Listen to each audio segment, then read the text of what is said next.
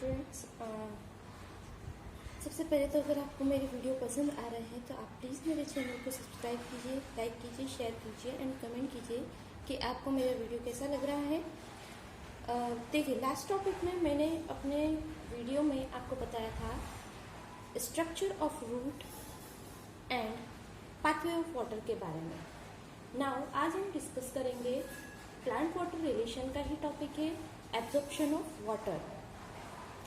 Absorption of water जो होता है, ये जैसे जो लोअर प्लांट्स होते हैं, फॉर एग्जांपल लोअर प्लांट्स क्या क्या होते हैं, एल्गी है, फंगाई है, लाइकेन है, ये सब लोअर प्लांट्स की कैटेगरी में आते हैं। तो ये जो होते हैं इनमें पूरी होल बॉडी, यानी उनका पूरी जो बॉडी होती है वो वाटर एब्जॉर्प्शन का काम करती है। लेकिन जो हायर प्लांट्स होते हैं, हायर प्लांट्स में वाटर एब्जॉर्प्शन होता है वो बेसिकली किसके थ्रू होता है, रूट के थ्रू होता है। तो ये जो एब्जॉर्प्शन ऑफ वाटर है वो हायर प्लांट्स में दो प्रोसेस से होता है। एक होता है पैसिव एब्जॉर्प्शन, जिसे हिंदी में हम बोलते हैं निष्क्रिय अवशोषण, और दूसरा होता है एक्टिव एब्जॉर्प्शन या सक्रिय अवशोषण। देखिए, अब हम सबसे पहले बात करेंगे पैसिव एब्जॉर्प्शन की या निष्क्रिय अवशोषण क्या होता है। देखिए, पैसिव एब्जॉर्प्शन जो होता है वे बेसिकली डिपेंड करता है ट्रांसपायरेशन की प्रोसेस पे। अब ट्रांसपायरेशन सभी को पता है कि ट्रांसपायरेशन जो होता है वो प्लांट जो होते हैं उसके एरियल पार्ट से होता है, लाइक स्टेम है, लीफ है, लीफ से ट्रांसपायरेशन ज़्यादा होता है। अब ट्रांसपायरेशन में क्या होता है, वाटर जो है वो एटमॉस्फेयर में रिलीज किया जाता है। ये होती है ट्रांसपायरेशन की प्रोसेस जो स्ट्रोमेटा के थ्रू होती है। अब यहाँ पर मैंने स्ट्रोमेटा का स्ट्रक्चर बनाया है, ये सभी ने पढ़ा हुआ है। स्ट्रोमेटा के पैसिव एब्जॉर्प्शन में क्या होता है, ट्रांसपायरेशन के कारण जब वाटर का लॉस होता है, यानी वाटर जब एटमॉस्फेयर में रिलीज होगा, उस कंडीशन में क्या होगा, प्लांट के जो एरियल पार्ट है लाइक लीफ, इसमें अंदर की तरफ वाटर की कमी होने लगेगी, या फिर हम ऐसा बोलते हैं कि जो इसकी ये गार्ड सेल है ये क्या होने लगी, इसमें वाटर कम होने लग जाता है, जिसके कारण इनमें एक टेंशन क्रिएट होता है।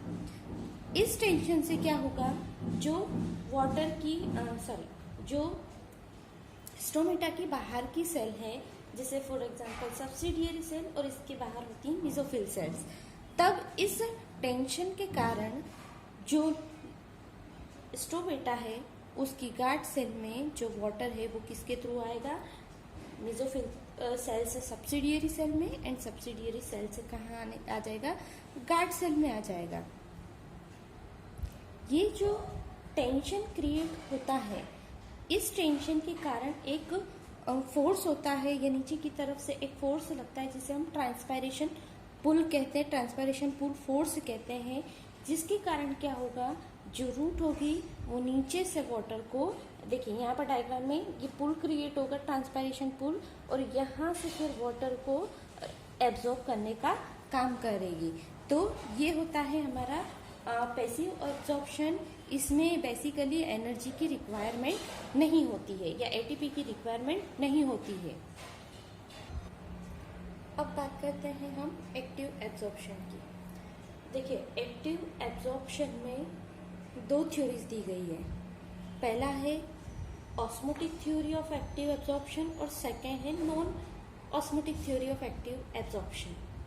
सबसे पहले हम थ्योरी के बारे में बात करेंगे। फर्स्ट थ्योरी इसकी ऑस्मोटिक थ्योरी। ये जो थ्योरी है वो एटकिंस एंड प्रिस्ले ने प्रपोज की थी।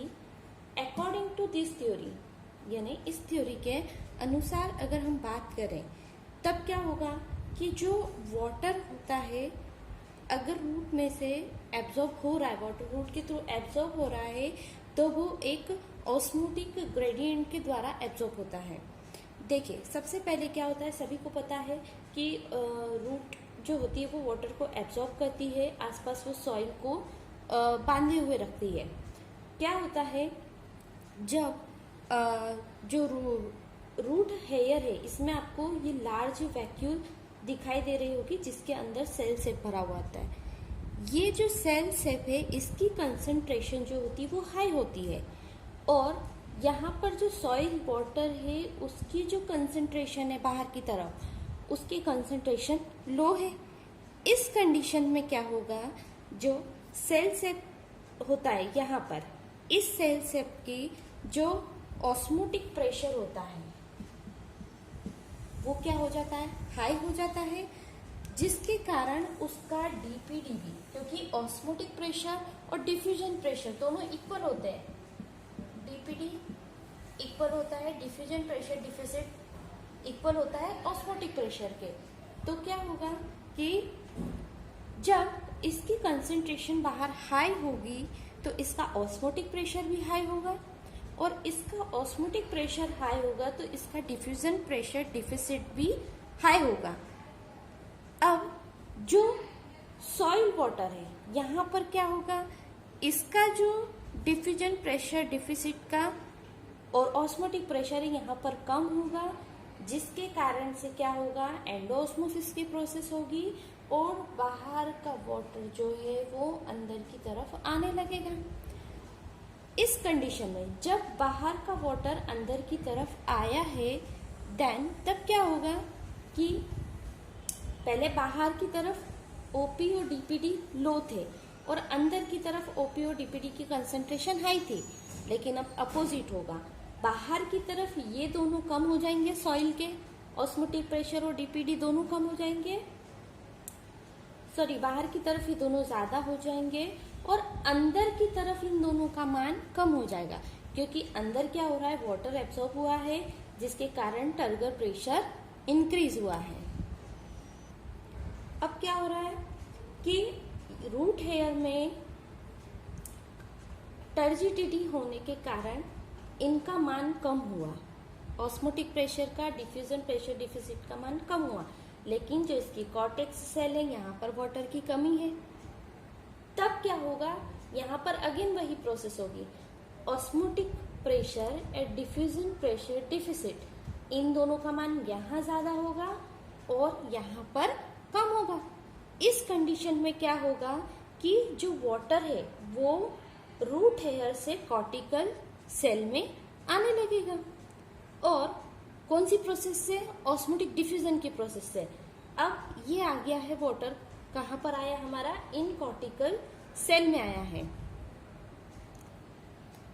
देन सेम कंडीशन होगी, अब यहाँ पर वाटर आ चुका है तो इस कंडीशन में इसका osmotic pressure and diffusion pressure deficit कम होगा, वाटर आगे की तरफ बढ़ेगा, कहाँ पर आएगा, पेरिसाइकल एंड एंडोडर्मिस से होते हुए वो वाटर कहाँ, जाइलम और फ्लोएम, और जाइलम फ्लोएम से होते हुए वो अपर पार्ट तक यानी उसकी लीव्स तक पहुंचने लगेगा। इस कंडीशन में क्या होगा, ये जो सेल्स हैं ये तो टर्जिडिटी इनकी बढ़ जाएगी, लेकिन इनका सक्शन प्रेशर यानी डिफ्यूजन प्रेशर डिफिसिट इनका लो होने लगेगा और वाटर जो है वो ऊपर की तरफ कंडक्ट होने लगेगा। अब एक्टिव एब्जॉर्प्शन की सेकेंड जो थ्योरी है वो है नॉन ऑस्मोटिक थ्योरी। जो नॉन ऑस्मोटिक थ्योरी है वो बेनेट क्लर एंड थीमेन ने प्रेजेंट की थी। अकॉर्डिंग टू दिस थ्योरी,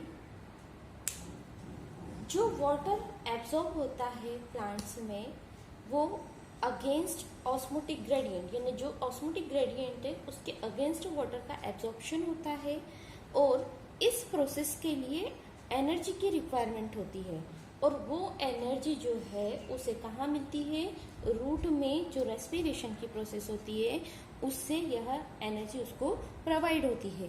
लेकिन कभी कभी हम देखते हैं कि जब प्लांट जो होते हैं वो वाटर का एब्जॉर्प्शन कब करते हैं, जब सॉइल का ऑस्मोटिक प्रेशर जो है वो सेल सेप के ऑस्मोटिक प्रेशर से ज़्यादा होता है। तब क्या होगा, इस कंडीशन में बाहर का वाटर अंदर की तरफ आएगा। इसमें बहुत सारे जो प्रमाण दिए गए हैं उसमें सबसे पहला प्रमाण है कि अगर ये प्रोसेस जो है वो रूट के रेस्पिरेशन पर डिपेंड करती है, मतलब अगर रूट का रेस्पिरेशन होगा तो उसे एनर्जी मिलेगी, और एनर्जी मिलेगी तब ये नॉन जो है वो वाटर का एब्जॉर्प्शन करेगा। लेकिन अगर फॉर एग्जाम्पल किसी कंडीशन में रूट का रेस्पिरेशन नहीं हो पाता या रेस्पिरेशन की प्रोसेस नहीं होती है तो वाटर का एब्जॉर्प्शन भी नहीं होगा। साथ ही साथ लो टेम्परेचर या ऑक्सीजन की डिफिशियंसी जो होती है वो भी वाटर एब्जॉर्प्शन को इफेक्ट करती है। साथ ही साथ ऑक्सीजन जो होता है वो सेल की मेटाबॉलिक जो होती रेट होती है उसमें ग्रोथ करता है, तो उसके भी इफेक्ट से क्या होगा, जो हमारी एब्जॉर्प्शन की जो रेट है वो भी क्या होगी, कम होने लगेगी। तो ये था हमारा एक्टिव एब्जॉर्प्शन में मैंने दोनों थ्योरीज बताई आपको, osmotic theory and non osmotic theory, और एक हुआ हमारा पैसिव एब्जॉर्प्शन। तो ये हो गया कंप्लीट हमारा वाटर एब्जॉर्प्शन के जो दो टाइप्स थे, active absorption and passive absorption. Next video में मैं अपना नेक्स्ट टॉपिक एक्सप्लेन करूंगी। Thank you very much.